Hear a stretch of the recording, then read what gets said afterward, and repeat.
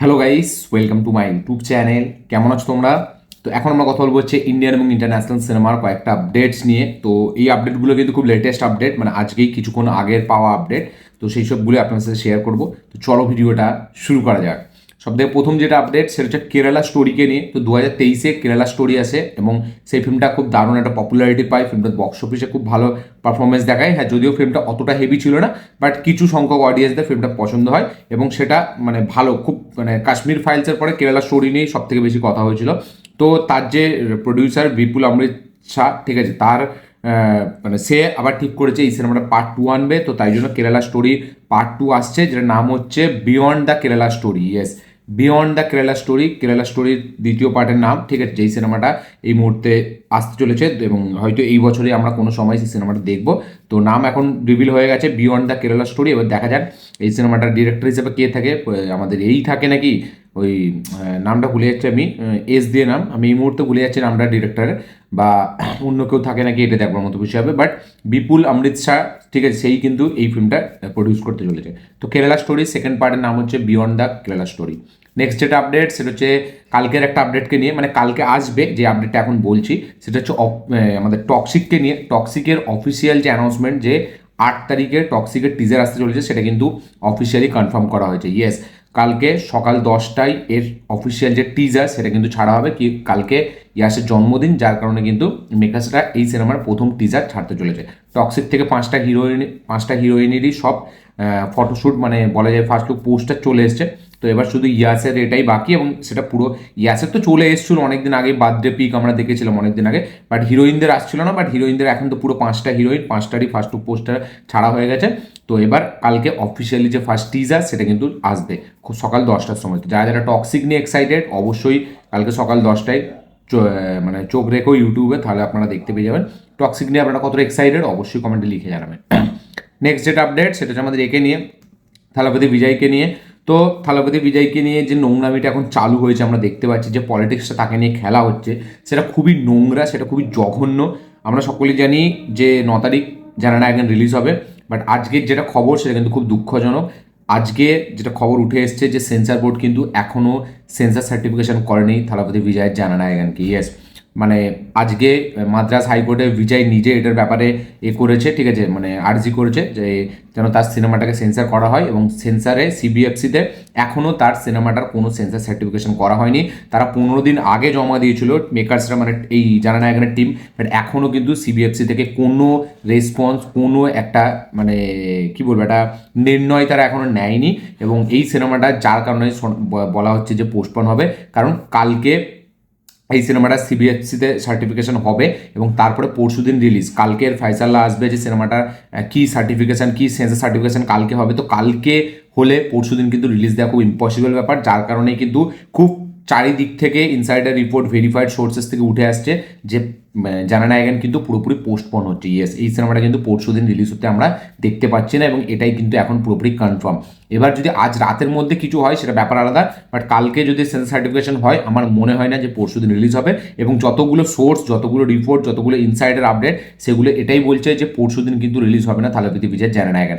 Already pre সেলে 50 থেকে 70 কোটি টাকার কাছাকাছি, মানে সরি 60 থেকে 70 কোটি টাকার কাছাকাছি একটা প্রি সেল হয়েছিল, ঠিক আছে, যেটা কিন্তু খুবই একটা হিউজ। এবং 5,000 টাকা দিয়ে মানুষ টিকিট কাটছে এই সিনেমাটা দেখার জন্য, 2,500 5,000 টাকা এই টিকিটের দাম, ঠিক আছে। মানে যে থালাপতি বিজয়ের লাস্ট সিনেমা, সব সব ফ্যান্সরা, শুধু থালাপতি বিজয়ের ফ্যান্স না, মানে তার তাকে যত লোক চেনে সবাই কিন্তু এই ফিল্মটার জন্য খুব এক্সাইটেড। মানে এই ফিল্মটা যে ভাগবান কেসের রিমেক সেটা কিন্তু কেউ দেখতে যাচ্ছে না, শুধু বিজয়ের লাস্ট ফিল্ম, সেটা নিয়ে কিন্তু মানুষ বিশাল লেভেল এক্সাইটেড। এবং আমি তো মানে কি বলবো, আমার এত রাগ ধরছে এই যে পলিটিক্সটা হচ্ছে বিজয়কে নিয়ে, এবং বিজয়ের মতো এতটা হাম্বেল একটা মানুষ, ঠিক আছে, তার সাথে যে এটা হচ্ছে, এটা দেখে খুব লাগছে। এটা মানে কি বলবো, এটা মানব জাতির একটা মানে কি বলবো, একটা লজ্জার ব্যাপার। মানে তার মতো একটা স্টার, তার মতো একটা মানুষ, ঠিক আছে, যে কিনা এতটা রিয়েল লাইফে এতটা হাম্বেল একটা পার্সন, তার সাথে নাকি এরকম টাইপ অফ পলিটিক্স হচ্ছে, বিকজ সে পলিটিক্সে আসছে এই কারণে। এবং জানানায়কনে অনেক পলিটিক টাচ আছে, যার কারণে এটাতে আরও বেশি নিয়ে কন্ট্রোভার্সি হচ্ছে।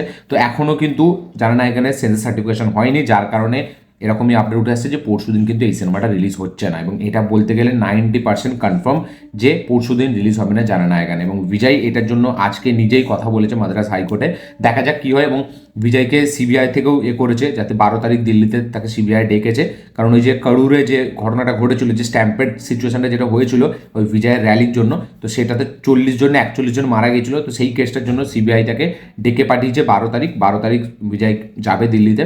তো এইদিকে সিবিআই ডেকে পাঠাচ্ছে একই সময়, আবার একই সময় তার সেন্সার সার্টিফিকেশন হচ্ছে না তার সিনেমা, তো বোঝাই যাচ্ছে তাকে কোন দিক থেকে ঘেরা হয়েছে এবং কোন মাথা, কোন বড় বড় মানে পলিটিক্সের যারা মানুষ, ঠিক আছে, তারা কিভাবে এর সাথে জড়িয়ে আছে, কি বড় বড় নেতারা এর সাথে মানে যে আছে সেটা আমরা বুঝতে পারছি, মানে কতটা নোংরা পলিটিক্স হচ্ছে এই বিজয়কে নিয়ে সেটা পুরোপুরি ক্লিয়ার।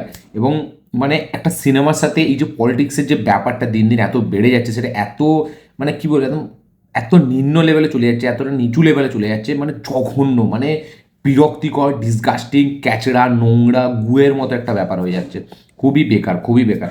তো পোস্টপন হয়ে যাচ্ছে থালাপতি বিজয় জানানায়গান, হয়তো নাও রিলিজ হতে পারে 9 তারিখ। অলরেডি যে অ্যাডভান্স বুকিং হচ্ছিল সেটা কিন্তু রেকর্ড ব্রেকিং ছিল, মানে থালাপতি বিজয়ের লাস্ট লিও 148 কোটি টাকার বক্স অফিস কালেকশন করেছিল, এই ফিল্মটা কিন্তু তারও বক্স অফিসকে ছাপিয়ে যেত, হয়তো 200 কোটি টাকার বক্স অফিস কালেকশন করে ফেলতো ফার্স্ট ডেতে। বাট এই এতটা নেগেটিভিটির কারণে সেটা কিন্তু হবে না, এবং টিকিটের দাম রিফান্ড করে দেওয়া হবে বলেছে যারা অ্যাডভান্সে টিকিট কেটেছিল। এবং 5,000, 2,500, 3,000 টাকা দিয়ে লোক টিকিট কাটছে, জাস্ট ভাবুন ইমোশনটা কোন লেভেলে। তো আপনাদের কি বক্তব্য এটার উপরে, এই বিজয়ের সাথে যেটা হচ্ছে তার ফিল্ম নিয়ে, তাকে এই সিবিআই ডাকাটা নিয়ে আমি বলবো না, কারণ সেটা দেখুন তার জন্য হয়েছিল স্ট্যাম্পের, এটা সেটা তার ব্যাপার, ঠিক আছে, বাট সিনেমাটাকে নিয়ে এটা মানে এটা তো আমি জাস্ট নিতে পারছি, এটা খুবই বেকার একটা, খুবই জঘন্য একটা জিনিস। আপনাদের কি মতামত এটার উপরে অবশ্যই কমেন্টে লিখে জানাবেন। নেক্সট যেটা আপডেট সেটা হচ্ছে দৃশ্যম 3কে নিয়ে। তো মোহনলালকে নিয়ে, মোহনলালের নেক্সট রিলিজ যেটা নাম হচ্ছে দৃশ্যম 3, সেই সিনেমাটা কিন্তু এপ্রিলের 2 তারিখ বা 9 তারিখ, এই দুটো ডেটের যে কোনো একটা ডেটে রিলিজ হবে। ইয়েস, আমরা সকলেই জানতাম যে এই সিনেমাটা মার্চে রিলিজ হবে, বাট মার্চ থেকে এটা এপ্রিলে শিফট হয়, তারপর আমরা আপডেট পাই যে এপ্রিলে এই সিনেমাটা রিলিজ হচ্ছে। বাট এখন কিন্তু এই সিনেমাটা রিলিজ হবে হচ্ছে এপ্রিলের 2 তারিখ বা 9 তারিখ, এই দুটো ডেটের মধ্যে যে কোনো একটা ডেট মেকার্সরা লক করছে। তো এপ্রিলে আসতে চলেছে দৃশ্যম 3।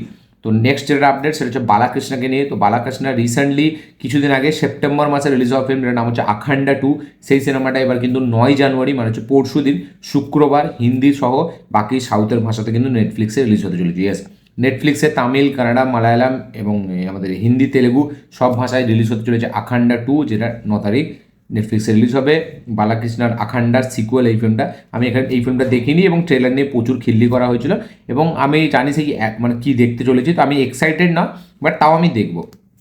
নেক্সট যেটা আপডেট হচ্ছে সাকিব খানকে নিয়ে। তো সাকিব খানের প্রিন্স সিনেমায় পাকিস্তানি কোনো একটা অ্যাক্ট্রেস থাকতে চলেছে, যেরকমই এখনও পর্যন্ত আপডেট হয় আমাদের হানিয়া আমির, না হলে দূরে ফিশার, ঠিক আছে। তো এদের মধ্যে যে কোনো একজন থাকবে। হানিয়া আমিরের নাম বেশি উঠে আসছে, কারণ সে রিসেন্টলি বাংলাদেশে গিয়েছিল, ইভেন্ট করে এসছে। তো দেখা যাক দূরে ফিশার নাকি হানিয়া আমির কে থাকে, এবং উল্টো দিকে সাবিলা নূরকে আমরা প্রিন্সে দেখতে পেতে চলেছি অলরেডি সাকিব খানের এই সিনেমাটাতে। দেখা যাক পাকিস্তান থেকে সত্যি কোনো অ্যাক্ট্রেস, এই বিশেষ করে এই দুজনের মধ্যে কোনো একজন থাকে নাকি, সেটা দেখবার মতো বিষয় হবে। এবং অনেক আগে থেকেই আপডেট উঠে আসছিল যে পাকিস্তানি কোনো একটা অ্যাক্ট্রেস থাকবে, দেখা যাক সেটা কী হয়। তো ব্যাটম্যান 2 এর অফিসিয়াল কাস্টিং কিন্তু রিভিল করা হয়েছে।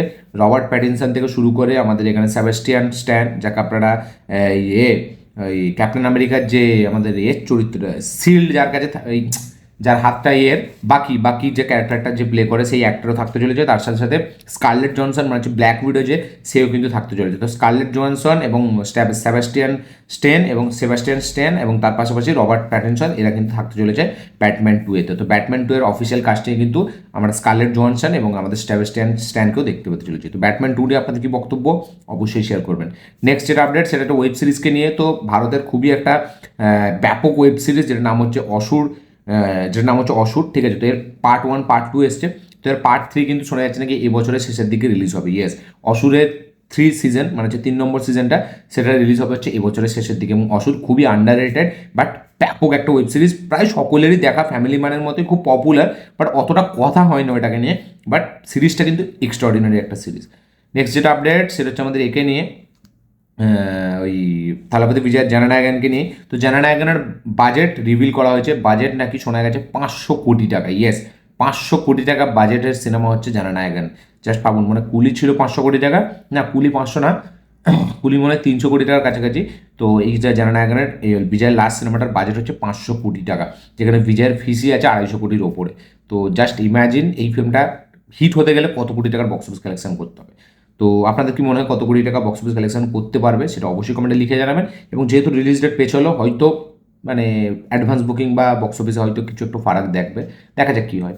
নেক্সট যেটা আপডেট সেটা হচ্ছে ধুরন্ধর আর পুষ্পাকে নিয়ে। তো পুষ্পা 2 এর যে হিন্দি নেট কালেকশন সেটাকে কিন্তু বিট করেছে ধুরন্ধর। ইয়েস, 830 কোটি টাকা ছিল পুষ্পার lifetime Hindi net collection.